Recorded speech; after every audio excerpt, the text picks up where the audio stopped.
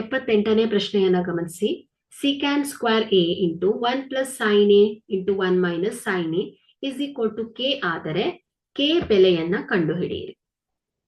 secant square a into 1 plus sin a into 1 minus sin a is equal to k ಆದರೆ k ನ ಬೆಲೆ.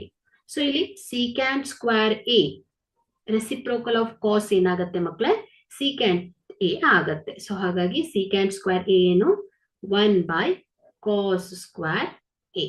So a plus b, a minus b ಏನಾಗುತ್ತೆ, a square minus b square ಆಗತ್ತೆ. So ಹಾಗಾಗಿ 1 minus 1 square minus sin square a is equal to k ಆಗತ್ತೆ. So sin square a plus cos square a ಏನಾಗುತ್ತೆ equal to 1.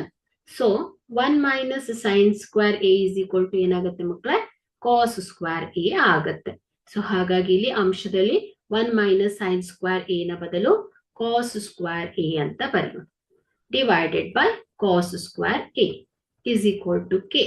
So cos square a cancel ಆಗತ್ತೆ. So 1 is equal to k. Okay, or k is equal to 1 ಆಗತ್ತೆ. ಹಾಗಾಗಿ ಇಲ್ಲಿ k the ಬೆಲೆ ಏನಾಗುತ್ತೆ ಮಕ್ಕಳೇ, 1 ಆಗತ್ತೆ.